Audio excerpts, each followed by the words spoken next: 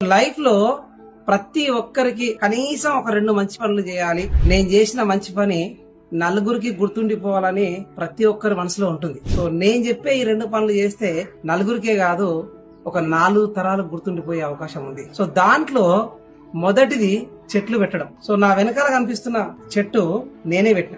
1999 లో చంద్రబాబు నాయుడు గారు పరిశుభ్రం పచ్చదనం కార్యక్రమంలో కొన్ని చెట్లు ఇవ్వడం వల్ల ఆ చెట్టు తీసుకొచ్చి పెట్టిన.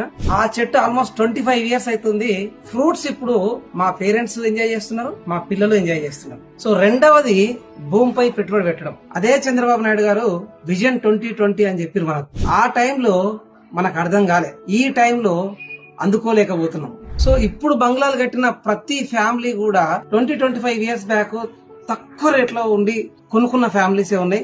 చాలా హ్యాపీగా ఉన్నారు, ఆ ఫ్రూట్స్ ఎంజాయ్ చేస్తున్నారు. ఒక ఫ్రూట్ లో ఎన్ని విత్తనాలు ఉన్నాయని చెప్పి ప్రతి ఒక్కరిని చెప్పగలుగుతాం, కానీ ఒక్క విత్తనంలో ఎన్ని ఫ్రూట్స్ ఉన్నాయని ఎవ్వరని చెప్పలేదు. ఇప్పుడు మనకు కనిపిస్తున్న ఏ బిల్డింగ్ కైనా ఎంత రెంట్ వస్తుందని మనం చెప్పగలుగుతాం, కానీ ఒక్క ఓపెన్ ప్లాట్ పై పెట్టుబడి ఎంత బెనిఫిట్ ఇస్తుందో భవిష్యత్తులో అని మనం ఎవ్వరం చెప్పలేం. ఇంకా మనకు ఆపర్చునిటీ ఉంది, ఇంకా మనందరికి అవకాశం ఉంది. నెక్స్ట్ జనరేషన్ కి గొప్ప గిఫ్ట్ ఏదైనా ఇవ్వాలనుకుంటే మనం ఇప్పటివరకు మాట్లాడుకున్నట్లుగా మొదటగా చెట్లు పెట్టండి. అది ఫ్రెష్ ఎయిర్ ని ఇస్తుంది అండ్ ఫ్రూట్స్ ని ఇస్తుంది, మనందరికి జీవితాన్ని ఇస్తుంది. అట్ ద సేమ్ టైం భూమిపై పెట్టుబడి పెట్టండి, అది భద్రత ఇస్తుంది, భరోసా ఇస్తుంది, మీ పిల్లలకు భవిష్యత్ ఇస్తుంది. So please do invest in real estate and create a legacy for next generation. Good luck.